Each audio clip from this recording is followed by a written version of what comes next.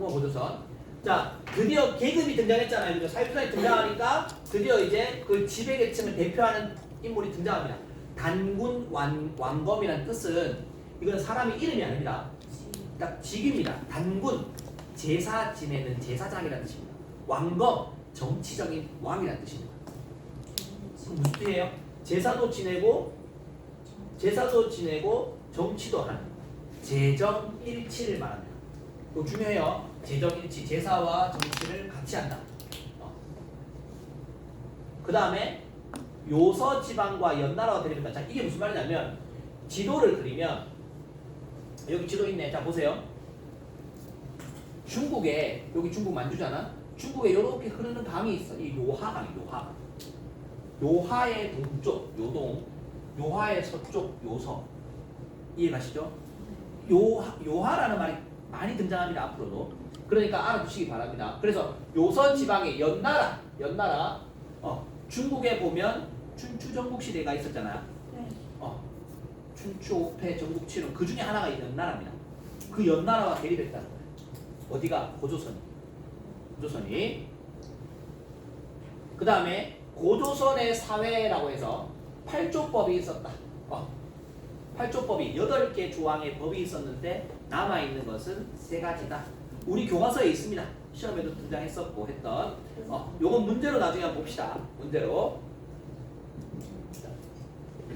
자, 그래서 드디어 이제 평등사회에서 신분사회가 되었다. 그리고 최초의 국가가 등장했는데 그 국가가 고조선이다. 그때 고조선은 제사와 정치가 일치된 사회였다. 지금 우리나라는 어때요? 재정 일치입니까? 재정 분리입니까? 분리죠. 정치는 대통령이 하지만 종교는 각각의 종교가 따로 있죠, 우리나라. 자, 그렇게 되어 있습니다. 자, 그러다가 시간이 한참 지나서 위만 조선이라는 게 등장합니다. 그러니까 같은 고조선인데 뭔가 위에가 바뀌었어요. 위에가 바뀌었다는 게 위에 지도자가 바뀐 거예요. 위만이라는 사람이 등장합니다. 위만이라는 사람은 중국에서 왔대. 건너왔대. 근데 뭔가 복장이나 하는 행동들이 상투를 틀고 흰옷을 입고 우리 조선의 스타일을 하고 있는 거예요. 고조선이 옛날에 조선이라고 불렀거든요. 이성계의 조선과 구분하려고 고조선이라고 지금 부르는 거지 옛날에는 나라 이름이 조선이었어요. 그러니까 조선 사람의 복장을 하고 있더라면서 그러니까 위만이 어느 쪽이냐, 위만이 중국 쪽이냐 아니면 조선 쪽이냐에 대해서는 여러 가지 논란은 있지만 아무튼 우리의 문화와 풍습을 가지고 있다는 건 맞습니다. 자, 그래서 진한 교체기 이게 이제 중국 사회에서 진나라가 망하고 한나라 등장하잖아요. 그때 위만이 그 혼란의 틈을 타서 우리 쪽으로 넘어온 겁니다. 고조선. 넘어와서 이제 자기가 대빵이 된 거예요.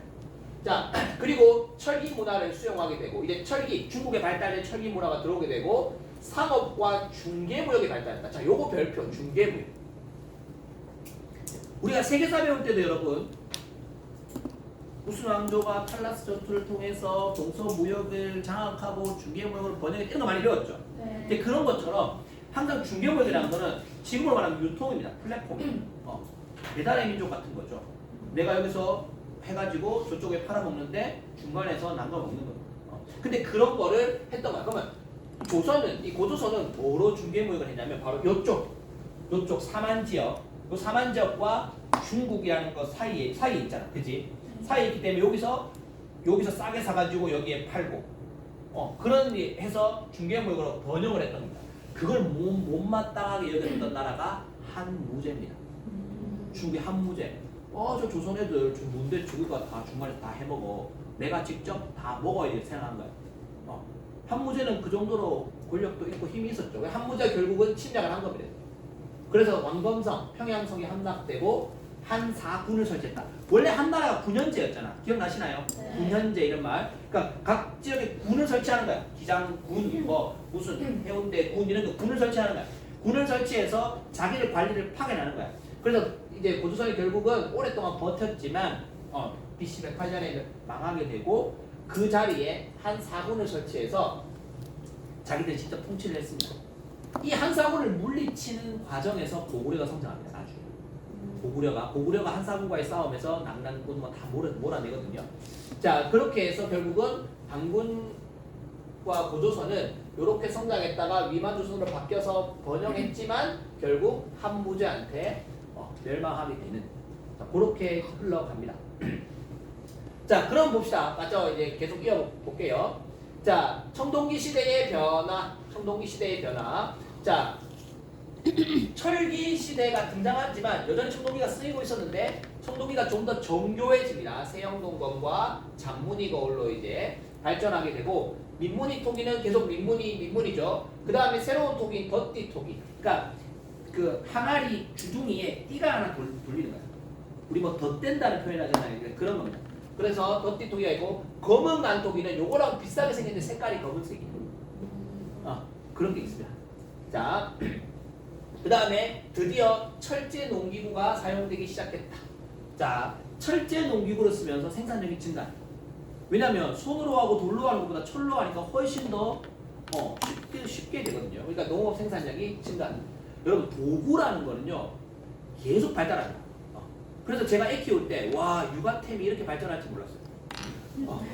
진짜 왜냐? 근데 제가 키워보면 애기 저 한 5년 전, 10년 전에 키웠던 엄마들이 뭐라고 하냐면 야 무슨 이런 것도 있네 이렇게 말해요.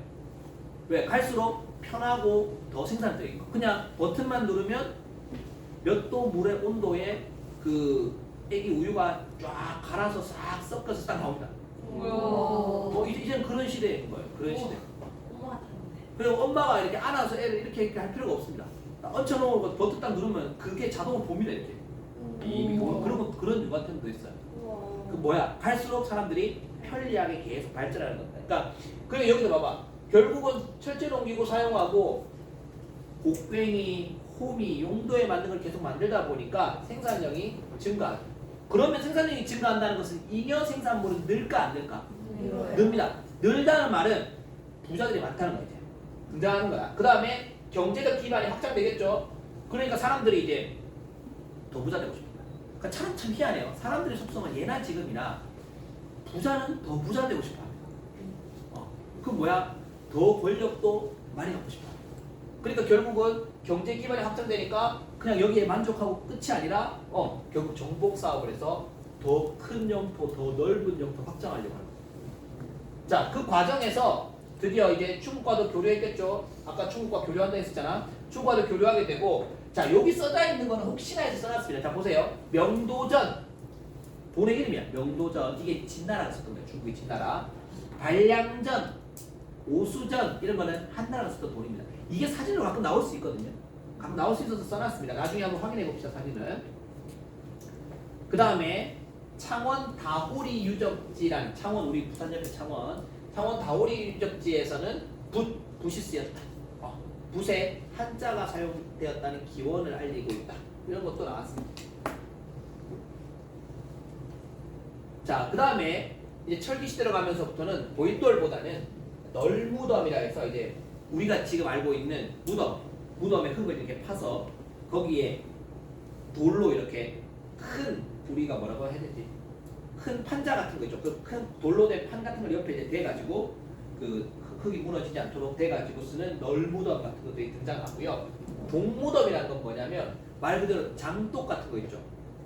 장독. 그러니까 큰 항아리 같은 독을 여기 하나 눕혀 이렇게. 그리고 이쪽에다 하나 눕혀. 이 두 개를 이렇게 하면 딱 입구가 맞겠죠. 거기에 이제 사람 시시는 겁니다. 그런 경우도 있습니다.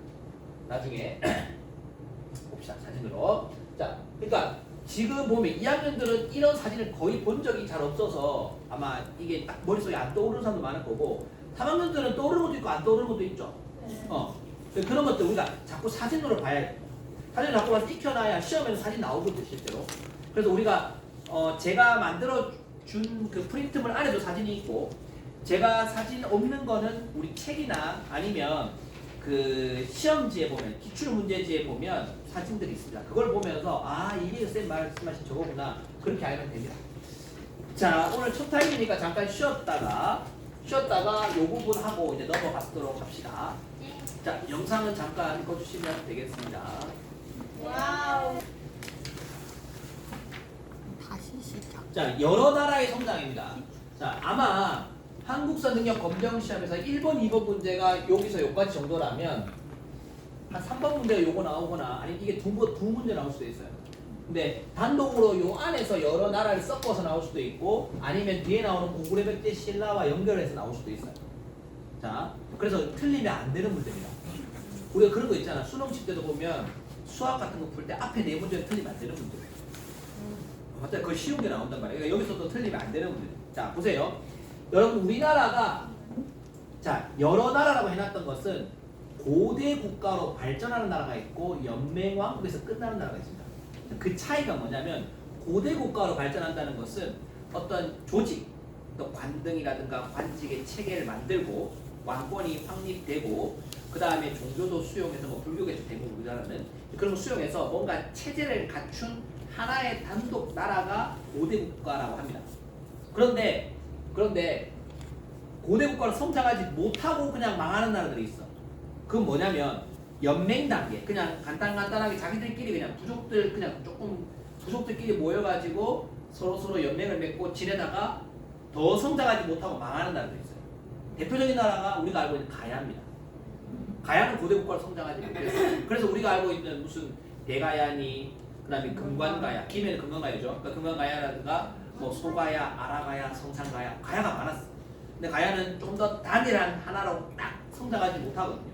근데 고구려나 이런 나라는 어떻게 보면 신라나 고구려나 백제도 하나의 작은 연맹으로 시작합니다.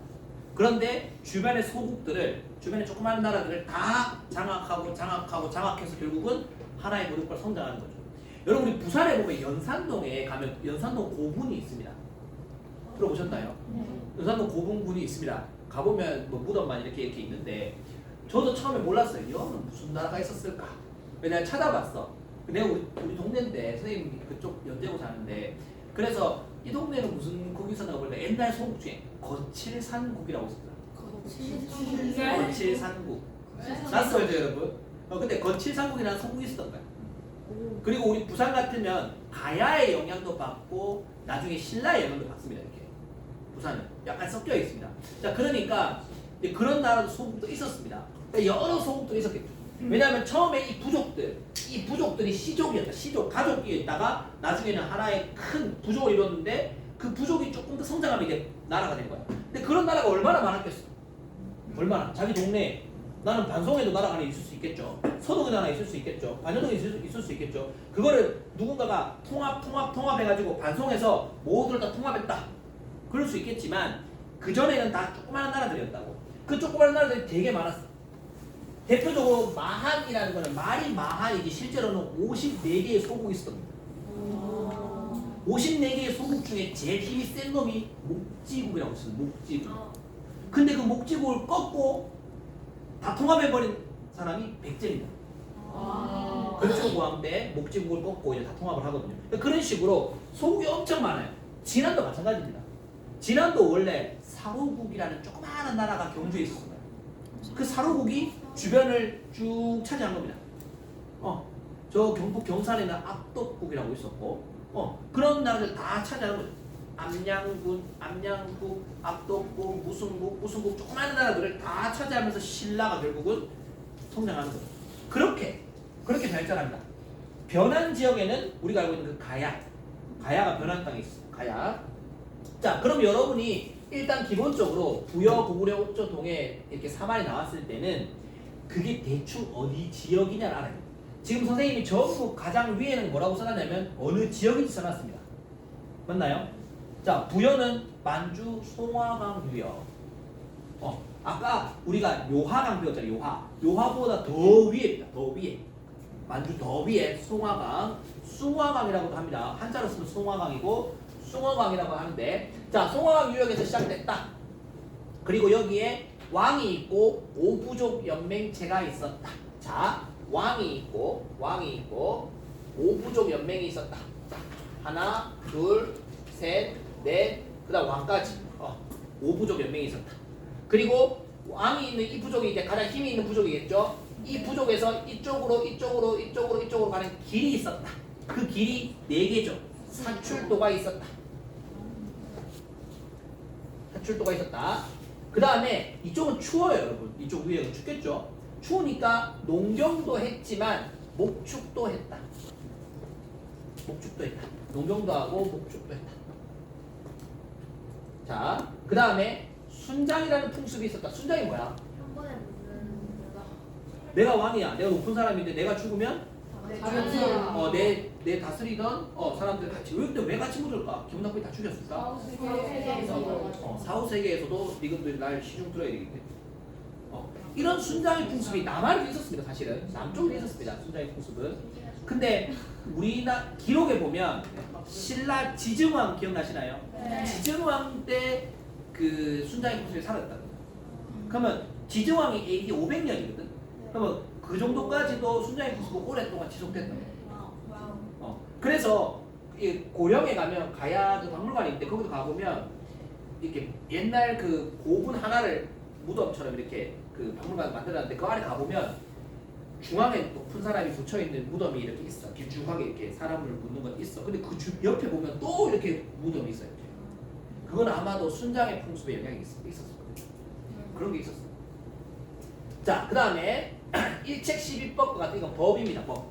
뭘 잘못하면 어떻게 처벌하고. 근데 요 일책 12법이 고구려에도 있습니다. 그러니까 비슷한 게 많아. 봐봐. 여기 왕 오부정 연맹이 여기도 왕 오부정 연맹이죠. 근데 이게 뭐가 다르냐면 조금 더 디테일하게 볼게요. 자, 여기에는 마가, 마가, 우가, 저가, 구가, 이거 다 동물이죠. 마가, 우가, 저가, 구가. 구가는 뭐야? 개구자. 저는요. 돼지죠. 저팔계. 돼지죠. 그 다음에 우는 소죠. 그러니까 왜 이렇게 동물을 쓰느냐? 결국은 목축업이 성행하고 있었기 때문에 이렇게 쓰는 거예요. 자, 그 다음에 여기도 오부족 연맹인데 여기는 조금 달라요. 여기는 그 계루부, 전로부, 순노부, 소노부 이렇게 부의 이름이 다릅니다. 동물을 쓰지 않았어요. 자, 그래서 근데 여기 비슷한 이유는 고구려의 시작이 부여에서 등장하거든요. 고구려를 세운 사람이 누구예요? 주몽.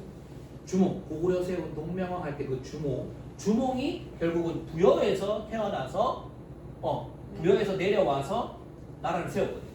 그게 졸본, 환인, 국내성이라고 부르는 여기거든요. 그래서 이쪽에 세웠기 때문에 거의 비슷한 게 많습니다. 그러니까 여러분이 시험을